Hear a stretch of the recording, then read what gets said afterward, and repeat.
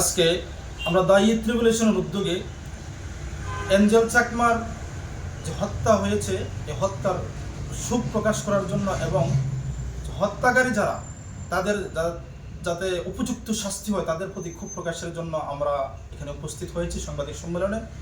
আমি the youth রিভলিউশনের সভাপতি মোহাম্মদ উমর ফারুক, আমাদের পাশে ইউথ রিভলিউশনের অন্যান্য সদস্যরা আছেন, আমার পাশে আছেন ভাইস প্রেসিডেন্ট আমাদের নজরুল ভাই এবং আমাদের উপদেষ্টাদের মধ্যে আমাদের রাসেল ভাই এখানে উপস্থিত আছেন এবং অন্যান্য সদস্যরা আছেন। উত্তরাখণ্ডে আমাদের ত্রিপুরার ছেলে এঞ্জেল চাকমা উনি ওইখানে পড়াশোনা করতেন। কিছু দুষ্টরা ওইখানে ওনাকে চাইনিজ বলে আরও অনেক কটূক্তি শব্দ ইউজ করে ওনাকে উত্তপ্ত করেন। তারপরে উনি যখন প্রতিবাদ করতে যান তখন ওনারা আঘাত করেন। আর 17 দিন উনি হসপিটালের বেডে মৃত্যুর সাথে পাঞ্জা লড়ে তারপরে আমাদের এই ভাইটার মৃত্যুবরণ করেন।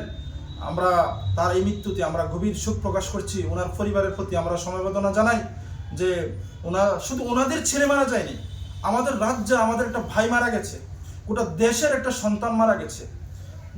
শুধু সুখটা ওনাদের জন্য না, ওনাদের না, গোটা দেশের সুখ আজকে আমরা মনে করি ওনার মৃত্যুতে।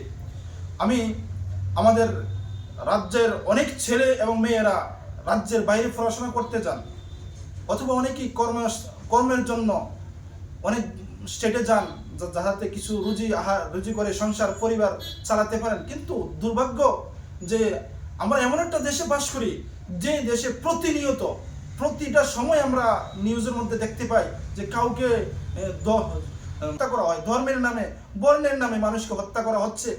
অতএব আমি রাজ্য সরকার এবং কেন্দ্রীয় সরকারের কাছে আজকে আমি দাবি জানাই যে শুধু এঞ্জেল চাকমার হত্যা জন্য না, আমাদের আরও যেত প্রকারের হত্যা হয়েছে ধর্মের নামে, জাতির নামে, বর্ণের নামে, সমস্ত হত্যার যাতে উপযুক্ত বিচার হয় এবং এই এঞ্জেল চাকমাকে যারা হত্যা করেছেন আমাদের এই ভাইটার এই হত্যাকারীরা যাতে কঠোর থেকে কঠোর শাস্তি হয়, যাতে ভবিষ্যতে আর কেউ যাতে এমন জঘন্য কর্মকাণ্ড যাতে করতে তার কলিজা কাঁপে, তার হৃদয়ে কম্পন শুরু হয়ে যায়, কারো যাতে এমন দুঃসাহস না হয় সেই জন্য আমি রাজ্য সরকার এবং কেন্দ্রীয় সরকারের কাছে আবেদন জানাবো।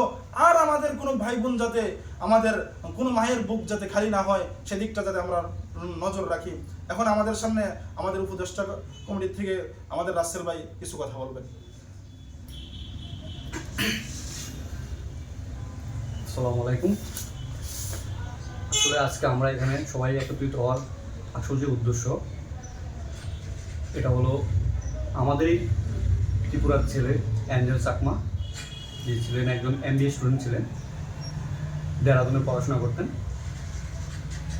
গত 9 ডিসেম্বর তার সাথে একটা মর্মান্তিক ঘটনা হয়।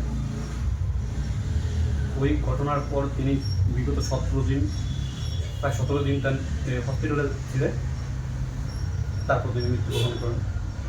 আসলে এই যে অসাংবিধানিক কাজগুলো হয়েছে আর ওই একটা নির্মম গানকে হত্যা করা হয়েছে, ওই যে ঘটনাটা টোটালি আমরা দ্য ইউথ রিভলিউশনের পক্ষ থেকে নিন্দা জানাই। আর আমরা আজকেই আমাদের যে স্টেট গভর্নমেন্ট বা সেন্ট্রাল গভর্নমেন্ট আছে তাদের কাছে আমরা খুবই আশাবাপ্ত এটার জন্য একটা সহিষ্ণুত বিচার আমরা পাই। আর এমন ধরনের বিচার চাই আমরা যাতে আগামী দিন এমন কিছু একটা ঘটনা ঘটার আগে 10 বার চিন্তা করে কেউ করার আগে যে এটা করা উচিত না। কারণ আমরা একই দেশে বাস করি, আমরা জাতি ধর্ম নির্বিশেষে সবাই ভারতবাসী। আর এই ভারতবর্ষে আমাদের সবচেয়ে বড় পরিচয় আর পরিচিতি। আর এখানে কোনো ভেদাভেদ, কে হিন্দু, কে মুসলিম, কে কোন জাতি কি, ওটা নিয়ে আমরা আর বসবাস করতে পারছিও না। আমরা একই পরিচিত সবাই, আমরা ভারতবাসী। আমাদের অবস্থান, আমরা হিংসার বিরুদ্ধে, আমরা ন্যায় বিচার চাই, আমরা শান্তিপূর্ণ প্রতিবাদে বিশ্বাসী। আমাদের 2-4টি স্পষ্ট দাবি আছে। দ্রুত যারা অন্যায় করেছে তাদের প্রতি দ্রুত কঠোর শাস্তি হোক। ভুক্তভোগী যে পরিবার আছে তাদের নিরাপত্তা ও ক্ষতিপূরণ, ভবিষ্যতে যেন এমন কোনো ঘটনা না হয়। প্রশাসনের প্রতি আমাদের আবেদন, আইন অনুযায়ী ব্যবস্থা নিক। তদন্ত স্বচ্ছ রাখো। আমার শেষ কথা, আমরা শান্তিপূর্ণ প্রতিবাদে বিশ্বাস করি। সর্বশেষ আমরা দায়ী ট্রিবিউলেশনের আজকে প্রেস মিটিং থেকে আমরা জাতিকে আমরা এটাই বলবো যে আমরা সবাই এই ভারতবর্ষ একটা গোটা পৃথিবীতে একটা এমন একটা দেশ যেটার ঐতিহ্য যে এখানে প্রত্যেকটা ধর্মের মানুষ মিলেমিশে থাকে। আমাদের ভারতবর্ষের সৌন্দর্য এটা, যা আমরা জাতি ধর্ম বর্ণ আমরা কোনো কিছু যাচাই বাছাই করি না, আমরা সবাই একসাথে মিলেমিশে আমরা চলাফেরা করি। কে হিন্দু, কে খ্রিস্টান, কে বুদ্ধ, আমরা প্রত্যেকেই সবাই একসাথে আমরা সাথে মিলেমিশে করে চলাফেরা করি। আজকে যেই বা যারা দেশের মধ্যে অশান্তি করার অপচেষ্টা চালাচ্ছে, তাদের থেকে আমরা নিজেকে দূরে রাখবো এবং সকলের মধ্যে যাতে ভ্রাতৃত্ব বজায় থাকে এদিকটা আমরা প্রত্যেকে মাথায় রাখবো। কোনো প্রকারের দেশের মধ্যে যাতে উচ্ছৃঙ্খলা না হয়, যারা উচ্ছৃঙ্খলা করার চেষ্টা করেন তাদের থেকে নিজেকে দূরে রাখবো এবং তাদের ব্যাপারে আমরা সোচ্চার হব, কঠোর হব।